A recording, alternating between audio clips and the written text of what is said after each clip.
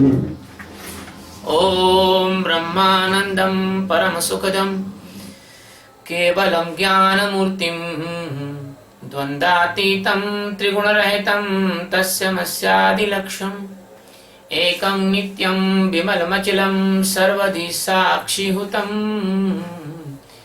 भावातीतं गगनसदृशं सद्गुरुं तं नमामि। ओम गुरु ब्रह्मा गुरु विष्णु गुरुदेवो महेश्वरः गुरु साक्षात् परब्रह्म तस्मै श्री गुरुवे नमः।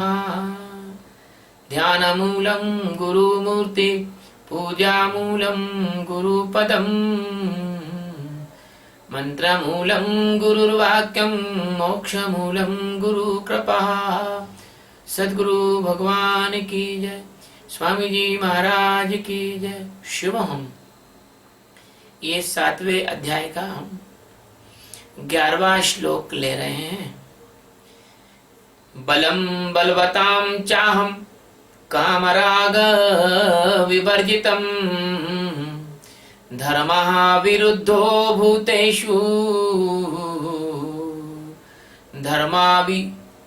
विरुद्धो भूतेषु कामो अस्मि भरतर्षभः। बलम बलवतां च अहं कामराग विवर्जितं धर्म विरुद्ध भूतेषु काम अस्मि भरतर्षभः। बलम का मतलब होता है बल, शक्ति, सामर्थ्य। बलवतां बलवानों का, च यानी और, अहम यानी मैं, काम राग विवर्जितम आसक्ति और कामनाओं से रहित, धर्म विरुद्ध, ये विरुद्ध नहीं है, ये विरुद्ध है, धर्म के अनुकूल, भूतेषु सब भूतों में, कामः यानी काम, अस्मि यानी हूं, भरतर्षभः हे भरत श्रेष्ठ। हे भरत श्रेष्ठ अर्जुन, बल और सामर्थ्य हूं मैं उन बलवानों का, यानी बलवानों का बल और सामर्थ्य हूं, और आसक्ति और कामना से रहित, आसक्ति और कामना से रहित मैं हूं, राग हूं, और धर्म विरुद्ध और धर्म के अनुकूल सब भूतों में काम हूं, आसक्ति और कामना से रहित और धर्म के अनुकूल मैं सब भूतों में काम हूं। सतगुरु सच्चिदानंद परमात्मा श्री कृष्ण। मैं तो बार बार कहूंगा और कहना ही अच्छा है कि अनंत अनंत करोड़ आकाश गंगाओं के, उनमें अनंत अनंत करोड़ ब्रह्मांडों के एकमात्र आधार अधिष्ठान, उनके मालिक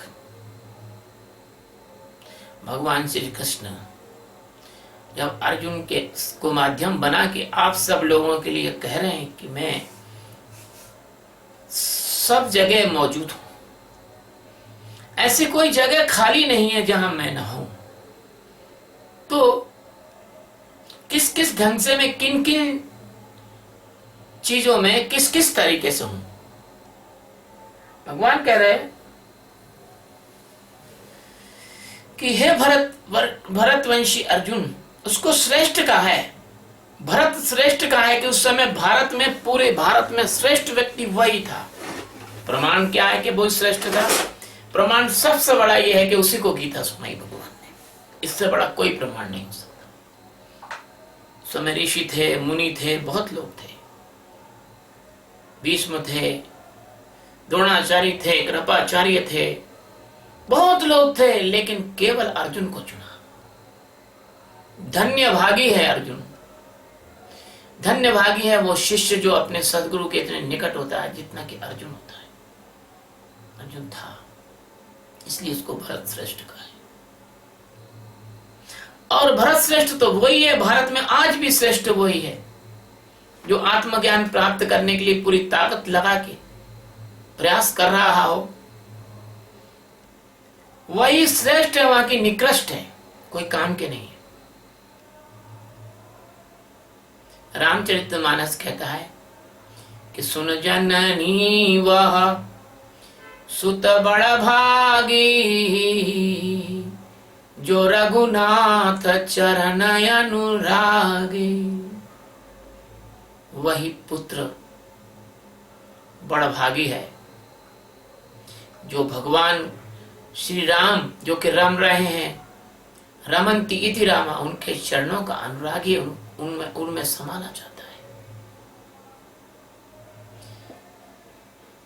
जननी वही धन्य है, माता वही धन्य है जो किसी आत्मज्ञानी होने की संभावना वाले पुत्र को जन्म देती है। बाकी तो तुम जितने भी बच्चे हैं, कोई कलेक्टर बन जाए, चाहे एसपी बन जाए, चाहे कमिश्नर बन जाए, चाहे वो बन जाए, डायरेक्टर जनरल ऑफ पुलिस बन जाए, चाहे चीफ सेक्रेटरी बन जाए, चाहे प्रिंसिपल सेक्रेटरी बन जाए, और चाहे भारतीय संसद में, केंद्रीय सरकार में बहुत बड़ा अधिकारी बन जाए, और चाहे प्रधानमंत्री राष्ट्रपति क्यों ना बन जाए, लेकिन अगर इनमें कोई आत्मज्ञानी नहीं है तो इनकी जननी जो है बड़भागी नहीं है। मैं आपको बता देता हूं, ये संसार माया है। ऐसे अनेकानेक राष्ट्रपति, अनेकानेक प्रधानमंत्री, अनेकानेक सम्राट धूल में मिल गए, लेकिन भगवान के जो भक्त हैं, ध्रुव हैं, प्रहलाद हैं, जो ब्रह्मवेत्ता संत हैं, जो हमारी माता हैं गार्गी, मैत्री, मदालसा, उनके नाम आज भी चल रहे हैं, आज भी लोगों के होठों पे हैं, लोगों की स्मृतियों में हैं। ये तो जबरदस्ती याद करना पड़ता है कि भारत का प्रधानमंत्री कौन कौन हुए, कब कब रहे। ये जनरल नॉलेज के प्रश्न बेचारे बच्चों को नौकरियों के लिए याद करना पड़ते हैं, लेकिन इन चीजों को याद नहीं करना पड़ता कि राजा बलि अपना नीचा से नीचा कर दिया, भगवान का चरण रखवा लिया। धन्य है बलि, धन्य ध्रुव जो 6 वर्ष की अवस्था में भगवान का साक्षात्कार कर लिया। ध्रुव ने बताया कि सबसे पहला काम यही करो। ध्रुव ने कहा कि जीवन में पहला सबसे जरूरी काम यह है। आजकल तुम्हारे यहाँ जरूरी काम यह होता है कि अंग्रेजी स्कूल कॉन्वेंट में पढ़ो, बहुत सारा होमवर्क करो, डिग्रियां प्राप्त करो, IIT करो, IIM करो। पता नहीं तुम लोगों की बुद्धि पे क्या पाला पड़ गया है। पहले आत्मज्ञान करो ना, बाद में IIM कर लेना। क्या पता जिंदगी का क्या भरोसा है, कब निकल जाए, हाथ से छूट जाए, और बिगर आत्मज्ञान के मर जाओगे तो फिर कुत्ता गड्ढा का जन्म लेना पड़ेगा। इसलिए अर्जुन को भरत श्रेष्ठ कहा कि भारतवर्ष में वो श्रेष्ठ है कि उसने युद्ध के पहले ही आत्मज्ञान प्राप्त कर लिया। तो कहते हैं कबीरदास जी, कैसा साधु भाई अमर भय ना मरेंगे। जो आत्मज्ञान प्राप्त कर लेता है वो अमर हो जाता है। तो हे भारत के श्रेष्ठ जिज्ञासु अर्जुन, सुन, मैं बलवानों का सामर्थ हूं। भैया बड़ी बड़ी बात है, कितनी भी कर लो, और परमात्मा अगर तुम्हारे देह से निकल गया, अगर तुम्हारे देह से परमात्मा का संबंध छूट गया, तो कुछ ही घंटों में देह सड़ने लग जाती है, बदबू आने लग जाती है, सारा बल, सारा सामर्थ्य, सारी ताकत खत्म हो जाती है। किसी को लकवा मार जाता है तो एक घास का तिनका नहीं उठा सकता वो अपनी उंगली से। तो कौन है बलवानों का सामर्थ्य? फिर कौन हुआ? जो सच्चिदानंद परमात्मा तुम्हारे अंदर आत्म स्वरूप में मौजूद है, चैतन्य के रूप में मौजूद है, वो है बलवानों का सामर्थ्य। मेरी बात को विश्वास नहीं करो तो मैं उदाहरण दे देता हूं, बहुत सारे उदाहरण दे दूंगा।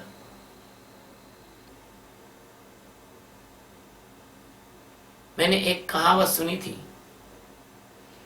कि निर्बल के बल राम।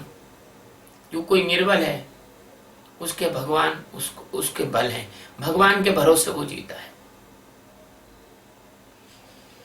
भगवान के भरोसे वो जीता है और उसका काम भी होता है। तो बलवानों के जो बल है, बलवानों का जो सामर्थ्य है, बलवानों की जो क्षमता है, बलवानों का कि मसल्स के अंदर, दिमाग के अंदर, उनके नौकर चाकर और सेना के अंदर जितनी शक्ति और सामर्थ्य है वो सिर्फ भगवान के कारण ही है।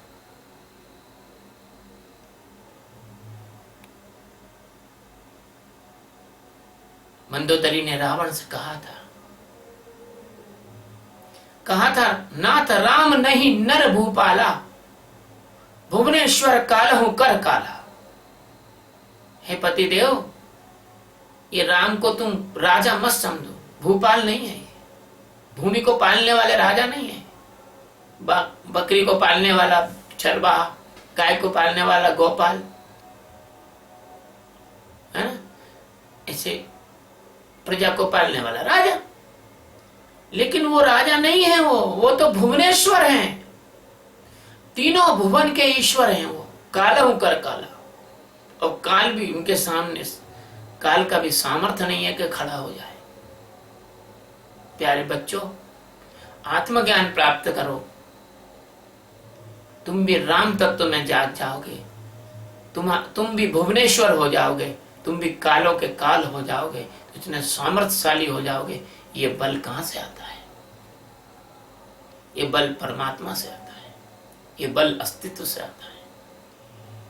इसलिए जिम जाने वालों के लिए जो मसल्स में बल आता है, वो बल कहां से आता है?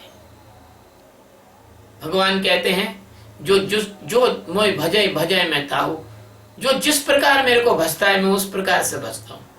आदमी सोचता है मैं मसल्स बना लूं, मिस्टर यूनिवर्स बन जाऊं, बन जा मिस्टर यूनिवर्स। लेकिन ओरिजिनल मिस्टर यूनिवर्स तो आत्मज्ञानी है। तेरे जैसे मिस्टर यूनिवर्स तो एक छोटा सा वायरस घुस गया तेरे अंदर तो पूरा का पूरा मिस्टर यूनिवर्स जो है 5 दिन के अंदर जो है पता ही नहीं लगेगा कहां चला गया। एक छोटा सा माइक्रोस्कोपिक वायरस और एक बैक्टीरिया,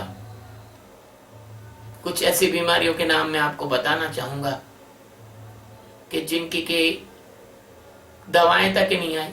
अभी एक इबोला वायरस आया, लोग इबोला वायरस के नेट पे फोटो देख देख कर घबराने लग गए। हेपेटाइटिस बी, एड्स, ऐसे अनेक बीमारियां हैं जो एक छोटा सा सुई के नोक से भी 1000 गुना छोटा एक वायरस अच्छे बलवान पहलवान को चित्त कर देता है। अब तुम प्रश्न ये उठाओगे कि क्या आत्मज्ञानी वायरस से नष्ट नहीं होता? हो सकता है, होता होगा, लेकिन आत्मज्ञानी तो परमात्मा में सदा के लिए लीन हो गया है, देह में से उसको कोई मतलब नहीं है। जिस दिन आत्मज्ञान हो जाता है उस दिन वो देह, उसी दिन वो देह से अलग हट जाता है। इसलिए तुम्हारे यहाँ कोई ऐसा वायरस नहीं बना है अभी जो मन बुद्धि चित्त अहंकार से परे व्यक्ति में लग जावे। मन बुद्धि चित्त अहंकार से परे जीने वाले आदमी को कोई भी वायरस नष्ट नहीं कर सकता है। इसलिए भगवान कहते हैं कि मैं बलवानों का सामर्थ्य हूं। अब यार लंबा ना हो, इसलिए मैं अगले बिंदु ले रहा हूं। भगवान आगे क्या कहते हैं कि चाहम काम राग विवर्जितम, और मैं कैसा हूं? मैं बलवानों का तो सामर्थ्य हूं, लेकिन कामना और आसक्ति के संग दोष से विवर्जित, कामना और आसक्ति के दोष से रहित मैं जीवन हूं। किसी भी ऋषि मुनि का जीवन देखो, उसमें कामना नहीं रहेगी, आसक्ति नहीं रहेगी, कुछ इच्छा नहीं है। जो मिले तो ठीक है, नहीं मिले तो ठीक है। जैसा भगवान जैसी प्रकृति रखेगी उस प्रकृति में हम मेहमान हैं, प्रकृति के मेहमान हैं हम प्रकृति के। कुछ दिनों प्रकृति में रहेंगे, फिर निकलना है हमें। एक सराय में बैठे हुए,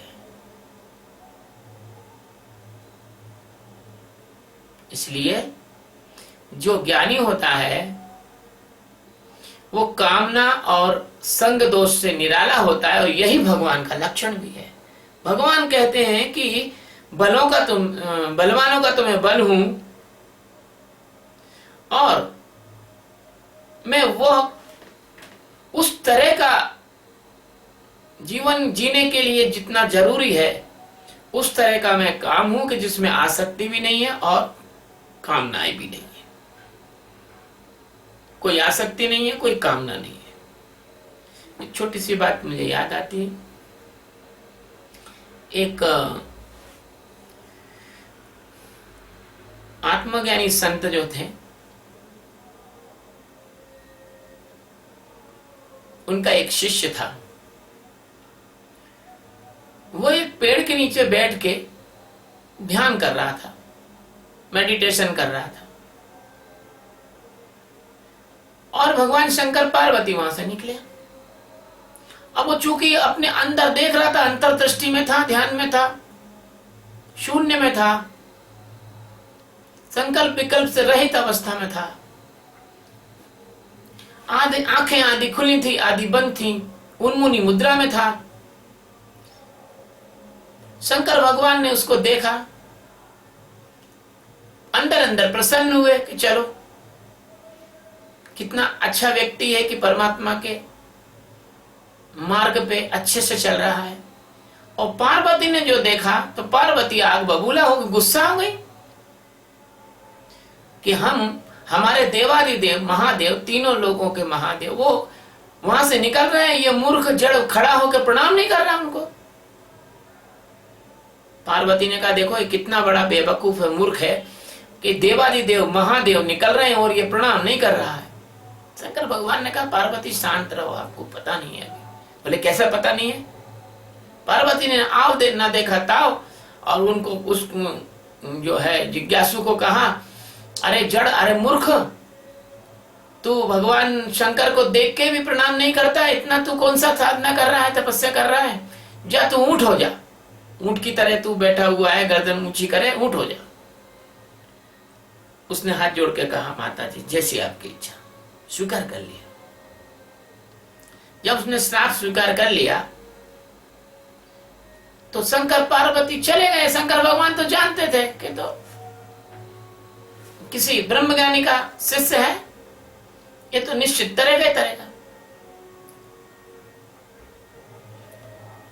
दिन बीते, महीने बीते, वर्ष बीते, और इस तरह 12 वर्ष बीते, और शंकर पार्वती फिर उसी स्थान पे से गुजरे। देखे तो ऊंट उसी पेड़ के नीचे आराम से बैठकर मुंडी सीधी रख के बैठा हुआ। पार्वती को दया आ गई। पार्वती ने जाके उसके माथे पे हाथ रख के बोले बेटा मैं तुझे इंसान बना देती हूँ, इंसान बन जा, मनुष्य बन जा। उन्होंने कहा माता जी ऐसी भूल तो अब करी मत देना, क्योंकि आपने जो अनजाने में मुझे क्रोध करके श्राप दिया वो वरदान हो गया मुझे। बोले कैसे बेटा? माता जी जब मैं मनुष्य था तो मुझे अपने अंग को ढकने के लिए कपड़े की जरूरत भी पड़ती थी, और जब मैं मनुष्य था तो मुझे बार बार प्यास लगती थी और बार बार भूख लगती थी। अब तो मैं 20 दिन का पानी इकट्ठा नदी पे जाके पी आता हूं, और भूख लगती है तो बहुत सारा चारा तो रास्ते से रास्ते खाए आता हूं, और कोई भी भूख लगती थी इसी पेड़ में गर्दन ऊंची करके मैं पत्ते खा लेता हूं। आपने बहुत बड़ी कृपा की कि मेरी गर्दन भी इतनी लंबी ऊंची बना दी कि मैं बैठे बैठे ही खा लेता हूं पत्ते, और भगवान का ध्यान कर रहा हूं, और मेरी जो पूर्व जन्म की स्मृति है वो नष्ट नहीं हुई है गुरु महाराज की कृपा से। तो कहने का तात्पर्य यह है कि ये जो श्लोक में बात कही है काम राग विवर्जितम, और भगवान के जो प्रिय भक्त होते हैं, जो ज्ञान के मार्गी होते हैं, वो किसी के आशीर्वाद और श्राप की चिंता नहीं करते हैं। वो किसी आशीर्वाद हो या श्राप हो, या कोई वस्तु मिले या ना मिले, या कोई उनको गाली दे रहा है, या कोई उनको प्रशंसा कर रहा है, या वो उनको कोई परेशान कर रहा है, उसकी कोई चिंता नहीं करते हैं। इसलिए ये काम राग विवर्जितम, भगवान भगवत्ता यही है कि जब तुम्हारी कामनाएं आसक्ति रहित जीवन हो, कामना और आसक्ति से रहित तुम्हारा जीवन हो, तो जो कामना से आसक्ति रहित अवस्था है वो भगवान कहते हैं मैं हूं। अब भगवान कहते हैं धर्म विरुद्धो, विरुद्धो नहीं, विरुद्धो। चौंक जाओगे कि ये क्या शब्द है। रू दो प्रकार की होती हैं। मेरा एक शिष्य वो हिंदी में है, मैं हमारी वो कोई पुस्तक छपी तो उसने पढ़ा तो उसने कहा गुरुजी यहां तो बड़ा रू आएगा। एक तो मैंने कहा कि ये बड़ा रू, बोले हाँ, तो इससे अर्थ बदल जाता है गुरुजी। रू और रू, इसमें रू रू रा रा रे रे रू रू रे रे रो रो रम रा, तो उससे अर्थ बदल जाता है। तो यहां मैंने ये श्लोक पढ़ा तो मेरे को बड़ा, मैं चौंक गया। मैंने धर्म विरुद्धो, धर्म विरुद्धो का मतलब होता है कि धर्म के अनुकूल, धर्म विरुद्धो भूतेषु कामो अस्मि भरतर्षभः। धर्म विरुद्ध के अनुकूल भूतों में काम, समस्त जीवधारियों में काम मैं हूं। तो कैसे हैं कि धर्म क्या है, हमने शुरू से समझा रहे हैं, धर्म क्षेत्र कुरुक्षेत्र से समझा रहे हैं। आत्मज्ञान की ओर जाने के लिए जो जो चीजें सहायता करती हैं और सहायक हैं वह जिज्ञासु का धर्म है। और आत्मज्ञान प्राप्त करने में जो जो चीजें बाधा डालती हैं वह जिज्ञासु के लिए अधर्म है, अधर्म है। तो यदि तुम्हारी यात्रा कुछ भी खाने से गड़बड़ हो रही है तो वो चीज आपके लिए खाने योग्य नहीं है। यदि आप बैंगन खाने से आपके पेट में गड़बड़ी होती है तो बैंगन आपके लिए अधर्म हो गया, लेकिन दूसरे आदमी को नहीं होती तो उसके लिए धर्म है। इसलिए धर्म के अनुकूल ऋषि मुनियों की पत्नियां होती थी, उनके बच्चे होते थे, लेकिन वो ऋतु काल में धर्म के अनुकूल संतान उत्पत्ति के लिए पत्नी के आग्रह पर काम का सेवन करते थे। जिज्ञासु का मतलब ये नहीं है कि तुम ऐसा जीवन जियो जिस जीवन में तुम्हारी पत्नी परेशान हो जाए। तो धर्म अनुसार अर्थ, धर्म, काम और मोक्ष, ये चारों पुरुषार्थ धर्म अनुसार यानी उतने किए जाते हैं जितने की तुम्हारे आत्मज्ञान प्राप्ति में बाधक नहीं हो। अब पैसे कमाना, आप लगे भिड़े हैं सुबह से शाम तक पैसे कमाने के लिए, ध्यान कर नहीं रहे हैं, परेशान हो रहे हैं, कर्ता भाव में जा रहे हैं, विक्षेप पे विक्षेप आ रहे हैं, चेहरे पे तनाव हो रहा है, आंखों में गुस्सा आ रही है, नींद और थकान आ रही है, दुनिया भर के तनावों के कारण दिमाग में, सिर में दर्द होने लगा है, भोजन ठीक से हजम नहीं हो रहा है, भोजन समय पे कर नहीं रहे हो।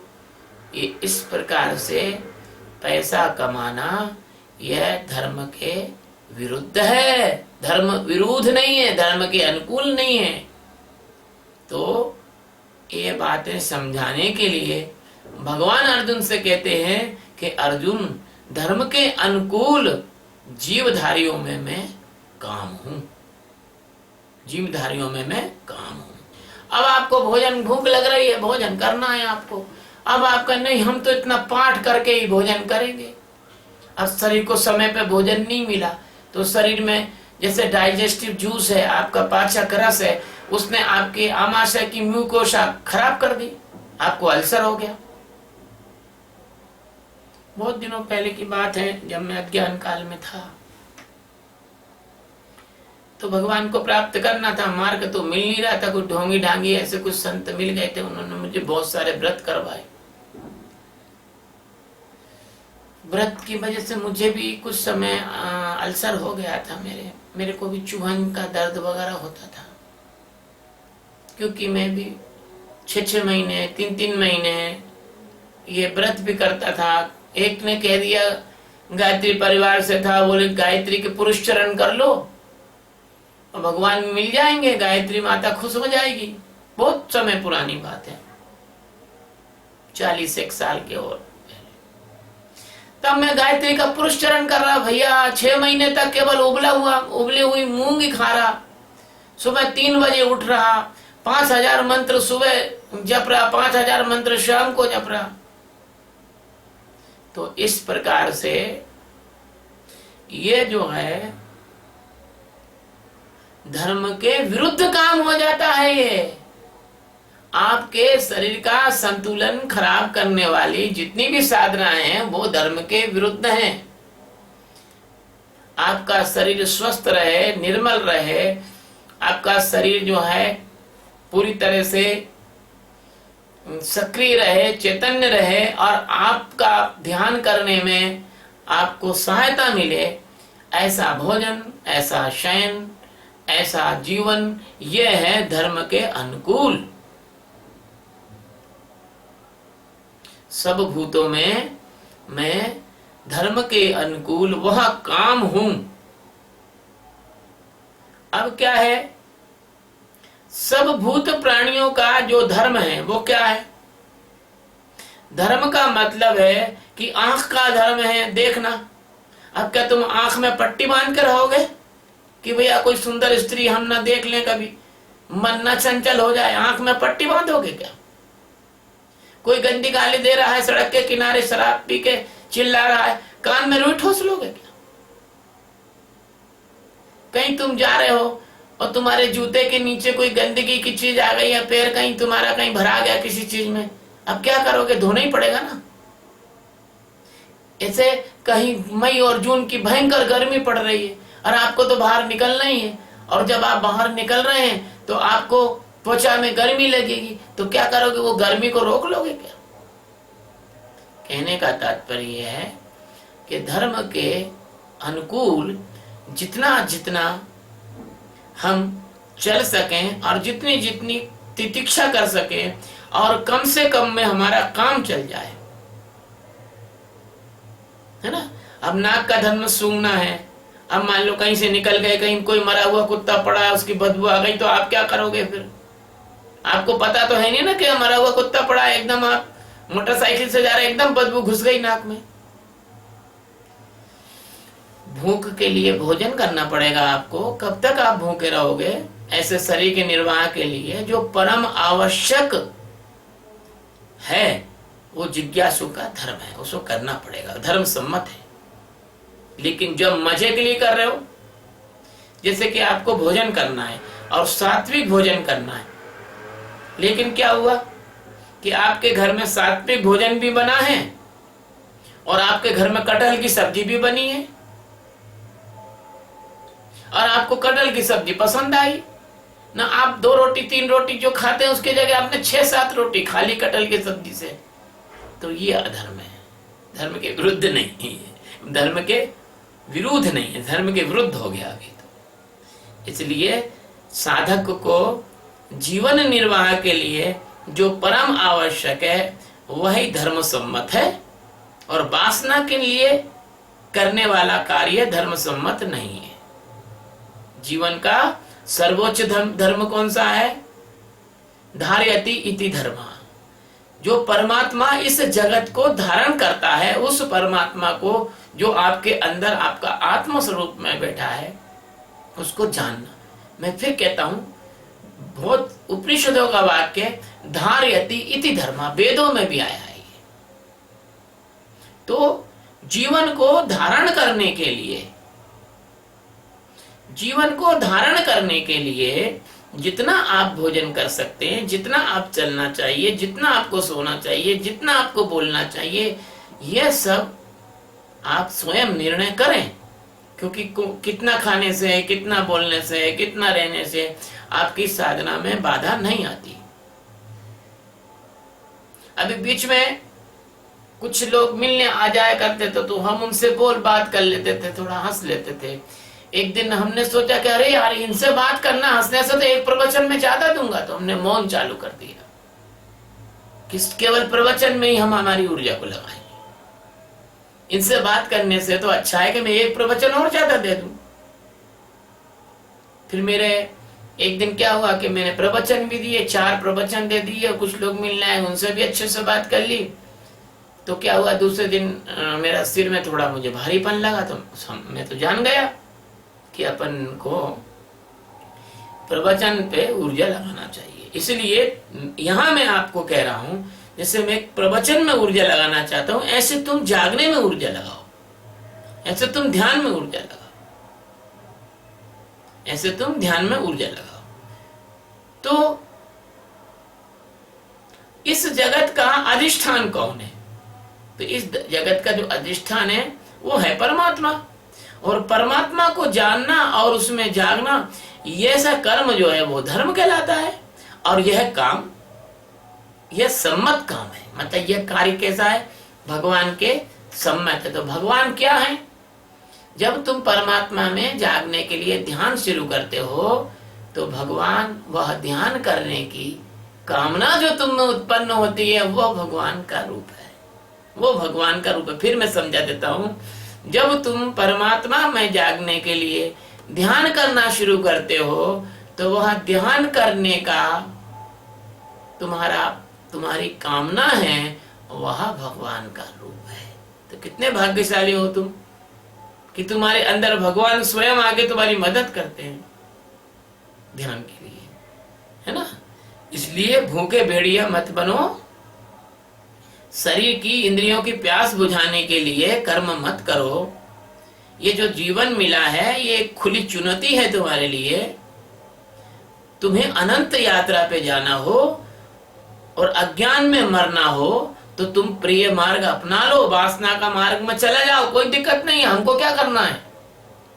और तुमको अगर परमात्मा प्राप्त करके और श्रेय मार्ग अपनाना है और तुमको परमात्मा को प्राप्त करके और पूर्ण विश्रांति पाना हो, पूर्ण आनंद प्राप्त करना हो, परम मुक्ति पाना हो, तो तुम्हें यह भगवान जो कहते हैं कि धर्मा विरुद्धो भूतेषु कामो अस्मि भर्तृषुभा, तो इस काम को तो तुम्हें स्वीकार कर लेना चाहिए कि यार हम तो ध्यान करेंगे, ध्यान तो हम करेंगे। ये तो ध्यान को तो हम वासना की तरह लेंगे, ध्यान को तो हम कामना की तरह लेंगे, परमात्मा को तो हम परम प्रेमी की तरह लेंगे। परमात्मा को जानना तो हम बिल्कुल टॉप प्रायोरिटी पे लेंगे, चाहे कुछ भी हो जाए। मेरी एक शिष्या है ऑस्ट्रेलिया में, उसने बहुत प्यारा वचन कहा। वो कहती चाहे कुछ भी हो जाए मैं तो आत्मज्ञान प्राप्त करके ही रहूंगी, चाहे मुझे कुछ भी करना पड़े। तो इस प्रकार से ये संकल्प तुम लोग अपने अंदर से डालो कि परमात्मा को पाने के लिए मैं ध्यान अवश्य ही करूंगा और परमात्मा में जागने के लिए मुझे जो जो करना पड़े मैं करूंगा। तो भगवान कहते हैं कि ये जो बात जो तुम्हारे अंदर आती है, ये जो काम है, वह मैं धर्म के अनुकूल काम मैं ही हूँ। मैं सोचता हूँ इतना आज के लिए पर्याप्त है। परमात्मा आपसे प्रसन्न हो, आपसे राजी हो, अस्तित्व आपसे राजी अगर हो जाए तो ये जन्म मरण का झंझट आपका छूट सकता है। अस्तित्व आपसे राजी है तभी तो हम आपको प्रवचन दे रहे हैं। अब आप अस्तित्व से राजी हो जाओ, ये बहुत बड़ी कृपा हो जाएगी। आप राजी हो जाओ भैया, आप राजी नहीं होते हो, है ना। इसलिए आप राजी हो जाओ, आपके अंदर परमात्मा पाने की जो श्रेष्ठता है वो उत्पन्न हो और भगवान आपके अंदर परमात्मा पाने की जो तीव्रतर अभिप्सा है, अगर वो उत्पन्न होगी तो भगवान की कृपा से होगी। और भगवान की कृपा तो आप पे हो ही गई है। एक आखिरी में एक वचन बोल देते हैं, फिर इस प्रवचन को पूरा करते हैं कि कृपा हो गई है सतगुरु भगवान की, कि कृपा हो गई है सतगुरु भगवान की, हमें फिकर